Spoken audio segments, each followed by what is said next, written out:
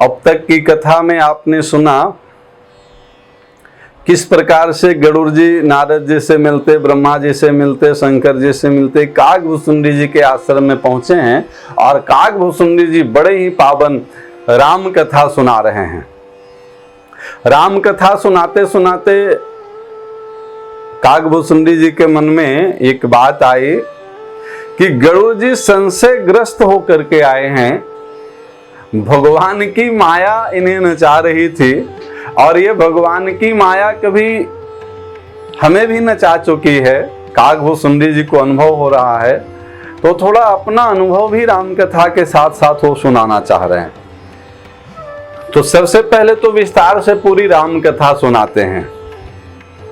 आइए चलें काकभूषुंडी जी के चरणों में। काकभूषुंडी जी गरुड़ जी से कह रहे हैं, राम कृपाया पन जड़ताए, कहो खगेश सुनहु मन लाई। जब जब राम मनुज तनु धरहि, भक्त हे तो ले लावो करहि। काकभूषुंडी जी कहते हैं कि हे गरुड़ जी, राम कृपा आपन जड़ताई, राम की कृपा मुझ पे कितनी रही और हम में मूर्खता कितनी थी, ये दोनों चीज हम आपको बता रहे हैं। कैसे कृपा उतरती है और अपनी मूर्खता के कारण, अपनी अज्ञानता के कारण भक्त भगवान को पहचान नहीं पाता है। क्या हुआ आपके साथ भूषुंडी जी? तो जब जब राम मनुज तनु धरहि, भक्त हे तो ले लावहु करहि। जब जब हर चतुर्युगी के त्रेता में राम अयोध्या में अवतार लेते हैं और बाल लीला करते हैं, तब तब अवधपुरी मैं जाऊं, बाल चरित बिलो की हर्षाऊं। तब तब हम अयोध्या में जाते हैं। एक बात की बात नहीं है, आगे आप सुनेंगे। 27 कल्पों तक काकभूषुंडी जी राम के लीला का अवलोकन किए हैं। ये 28वां कल्प चल रहा है।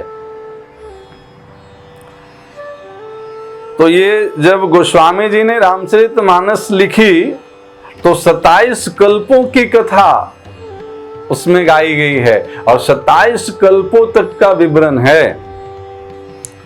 हाँ, तो वहां क्यों जाते थे? तो जन्म महोत्सव देखूं जाई, बरस 5 तरह लोभाई। जब जब भगवान राम अवतार लेके अयोध्या में आते और जब जब उनका जन्म उत्सव होता, तो उस जन्म उत्सव में देवाधिदेव महादेव जी भी जाते और काकभूषुंडी जी भी जाते। देवाधिदेव महादेव तो कैलाश पे विराज जाते दर्शन करके, पर काकभूषुंडी जी वहीं 5 साल तक उनकी बाल लीलाओं का दर्शन करते रहते, क्योंकि काकभूषुंडी जी का इष्ट बालक राम है। इष्ट देव मम बालक रामा, स्वभाव पुष कोटि सत कामा। निज प्रभु बदन निहारे निहारे, लोचन सुफल करो उर्गारी। उर्गारी यानी गरुड़ जी। गरुड़ जी का एक नाम उर्गारी है। उर मतलब पेट, उरग के जो चलते हैं, पेट के बल जो चलते हैं उसका अरि। उरग के चलने वाला सांप और सांपों का दुश्मन गरुड़ जी। अरि मतलब दुश्मन, उर्गारी कहा जाता है, जिनका आहार ही सर्प है। तो उर्गारी से कहते हैं, गरुड़ जी से कहते हैं कि प्रभु जब जब बाल लीला करते हैं तब तब हम बाल लीला का दर्शन करने जाते हैं और 5 वर्ष तक अद्भुत बाल लीला का आनंद लेते हैं। एक कल्प की कथा सुना रहे हैं। अद्भुत लीला प्रभु ने की। क्या की? दशरथ के आंगन में प्रभु बाल लीला कर रहे हैं। काकभूषुंडी जी उनके नजदीक जाते हैं चरण स्पर्श करने के लिए और जैसे ही नजदीक जाते हैं तो भगवान राम दूर भाग जाते हैं। आवत निकट हंसहि प्रभु भाजत रुदन कराहि। काकभूषुंडी जी आ रहे हैं तो प्रभु श्री राम मुस्कुरा रहे हैं, हंस रहे हैं, भाग रहे हैं पीछे।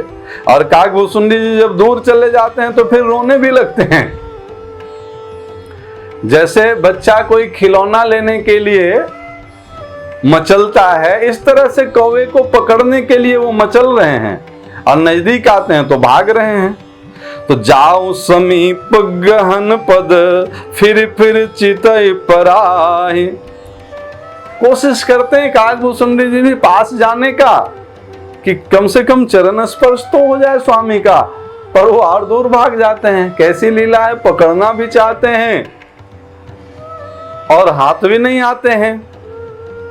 प्राकृत शिशु इव लीला देखी भयउ मोहि मोह, कवन चरित्र करत प्रभु सचिदानंद संदो। मोह हो गया देख करके काकभूषुंडी जी को कि ये सच्चिदानंद प्रभु कौन सा लीला कर रहे हैं, बच्चों जैसा ये खेल खेल रहे हैं। बस यही दुर्घटना होती है। जिस समय मोह आता है, माया का आवरण जैसे ही चढ़ता है। और ये माया का आवरण चढ़ता कैसे है? जब व्यक्ति के जीवन में, भक्त के जीवन में भजन का अभाव होता है, भजन की कमी होती है। ज्ञान जप योग सब चाहे जितना भी हो, अगर भजन नहीं बन पा रहा है, कथा नहीं सुन पा रहे हैं, तो प्रभु से प्रेम नहीं हो पाएगा। और प्रेम नहीं होगा तो प्रभु की प्राप्ति नहीं होगी। काकभूषुंडी जी आगे कहते हैं, रामचंद्र के भजन बिनु जप चह पद निर्वाण, ज्ञानवंत अपि सो नर पशु बिन पूछ विशान। क्या अद्भुत बात कहते हैं प्यारे। रामचंद्र के भजन बिना जो चह पद निर्वाण, बिना भजन के कोई निर्वाण मुक्ति चाहता हो, भले वो कितना बड़ा ज्ञानी हो, ज्ञानवंत अपि सो नर, भले वो ज्ञानवान पुरुष हो, पर कैसा है, नर होते हुए भी पशु बिन पूछ विशान, बिना पूछ की पशु के समान वो नर है प्यारे। इसलिए भगवान की भक्ति परम आवश्यक है जीवन में। आगे बड़ा सुंदर भाव है काकभूषुंडी जी का। ऐसे ही हरि बिनु भजन खगेसा, मिटई न जीवन केर कलेसा। राम सिया राम सिया राम जय जय राम, राम सिया राम जय जय राम। हरि सेवक ही न व्यापय विद्या, प्रभु प्रेरित व्यापैत ही विद्या। जैसे ही हरिपद का सेवन शुरू होता है जीवन में, फिर उस व्यक्ति के जीवन में कभी अविद्या नहीं आ सकती है, अविद्या व्याप ही नहीं सकता है। प्रभु की प्रेरणा से अब तो विद्या प्रकट होती है प्यारे उसके जीवन में। ताते नास न होई दास कर, भेद भगति बाढ़े विहंगवर। और भ्रमते चकित राम मोहि देखा, विशेषो सुन चरित विशेषा। तेहि कौतुक कर मर मन का हो जाना, अनुजन मातु पिता हो। और जानो पानी धाय मोहि धरना, श्यामल गात अरुण कर चरना। इतने में एक कौतुक किए राम जी। और काकभूषुंडी जी कहते हैं कि इस कौतुक को हमारे और राम जी के सिवा कोई नहीं जान पाया प्यारे। उनके माता पिता, यहाँ तक कि भरत भैया, लखन भैया, शत्रुघ्न भैया, ये जो साथ साथ खेल रहे थे, वो भी ये कौतुक नहीं कर पाए। कौन सा कौतुक देखे? ये जो खेल चल रहा था। कभी काकभूसुंडी जी को पकड़ना चाहते थे, कभी दूर चले जाते थे, कभी काकभूसुंडी जी भागते थे, कभी राम प्रभु भागते थे। इतने में क्या किए, भगवान राम मुस्कुरा करके अपना मुख खोल दिए, और जैसे ही मुख खोले काकभूसुंडी जी उनके मुख के मार्ग से उदर में प्रवेश कर गए प्यारे। और जैसे ही उदर में प्रवेश किए, अनेक प्रकार के ब्रह्मांडों का दर्शन हुआ उनको, अद्भुत। और हर ब्रह्मांड में अलग अलग ब्रह्मा, अलग अलग विष्णु, अलग अलग शिव का दर्शन हो रहा है। पर सबसे महत्वपूर्ण बात क्या हुई कि हर ब्रह्मांड के ब्रह्मा जी अलग, विष्णु जी अलग, शंकर जी अलग, पर हर ब्रह्मांड में राम जी वही थे, उन्हीं का दर्शन हो रहा था प्यारे। और बहुत काल तक ये लीला किए। उसके बाद फिर से प्रभु के मुख मार्ग से काकभूसुंडी जी बाहर आते हैं, और जैसे ही बाहर आए कुछ दिनों तक बाहर का लीला का दर्शन किए। थोड़े ही दिनों में एक घटना घटती है, बहुत अद्भुत कथा आ रही है, बड़े ध्यान से श्रवण करेंगे। अवध में अकाल पड़ता है, पूरे अयोध्या में अकाल पड़ता है। ऐसी अकाल कि हाहाकार मच गया, त्राही त्राही मचने लगी। अब काकभूसुंडी जी के मन में ये भाव आने लगा कि मैंने तो सुना था कि ये परमात्मा का अवतार हुआ है राम के रूप में, ये कैसे परमात्मा हैं जो अपने प्रजा की भी रक्षा नहीं कर पा रहे हैं। अब जैसे ही ये भाव आया, उनके मन में ये भाव आई कि जरा चल करके देखें कि अवध से बाहर की स्थिति क्या है। और अवध के बाहर जैसे ही गए तो जाते जाते गोस्वामी जी कहते हैं कि वो उज्जैन पहुंचे, महाकालेश्वर, महाकाल देवाधिदेव महादेव की नगरी में। उज्जैन जाते हैं तो वहां बड़ी अद्भुत व्यवस्था है, सब कुछ की संपन्नता है, कोई अकाल का नामो निशान नहीं है। काकभूसुंडी जी को लगा कि हाँ, राम जी तो परमात्मा नहीं है, हम तो भ्रम में थे, वो साधारण बालक की लीला में हम फंसे रहते थे। शंकर जी भगवान हैं, क्योंकि यहाँ अकाल नहीं है और शंकर जी अपने प्रजा का पालन चकाचक कर रहे हैं। अब बताइए, परमात्मा का निर्णय अगर अकाल से होने लगे,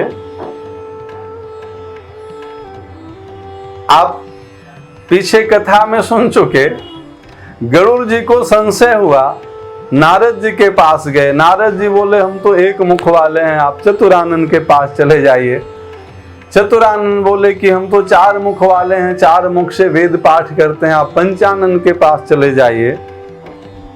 अगर श्रेष्ठता की परिभाषा यही होती तो पंचानन कहते कि आप हमारे पुत्र कार्तिकेय जी के पास चले जाइए, शरानन के पास, और शरानन कहीं भेज देते कि आप तो दशानन के पास चले जाइए, तब तो हो गई ज्ञान की निवृत्ति।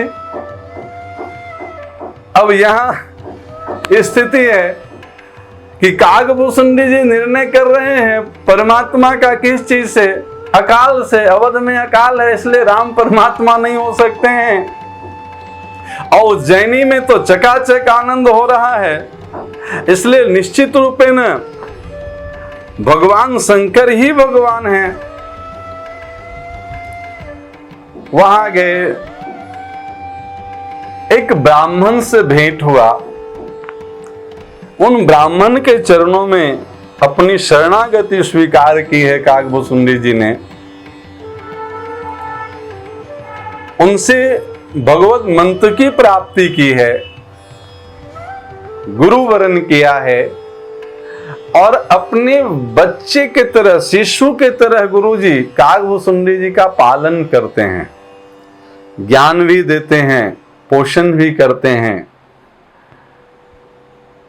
पर वहां जाकर के एक घटना ये घटी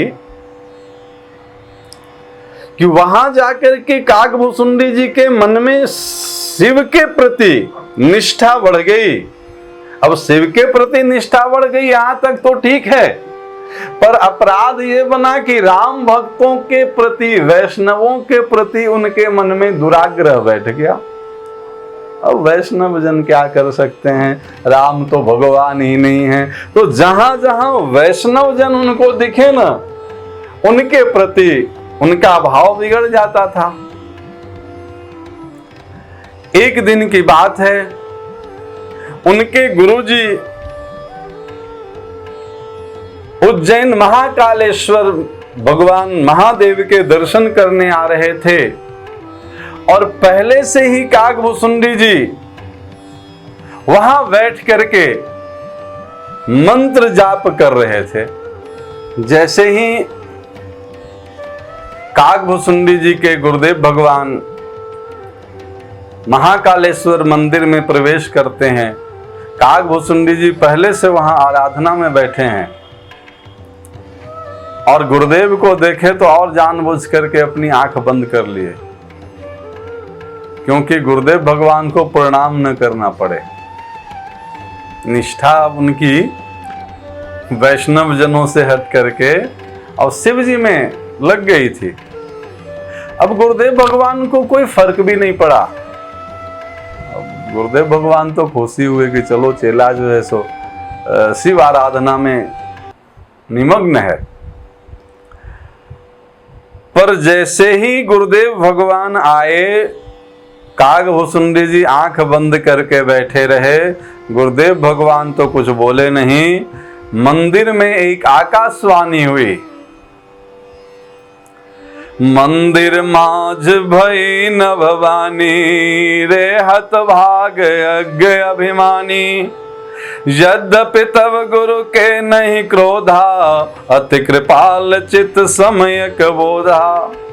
शंकर जी बोल पड़े शिवलिंग से, आकाशवाणी हुई, रे हत भाग्य अभिमानी, यद्यपि तुम्हारे गुरु के हृदय में कोई क्रोध का भाव नहीं है,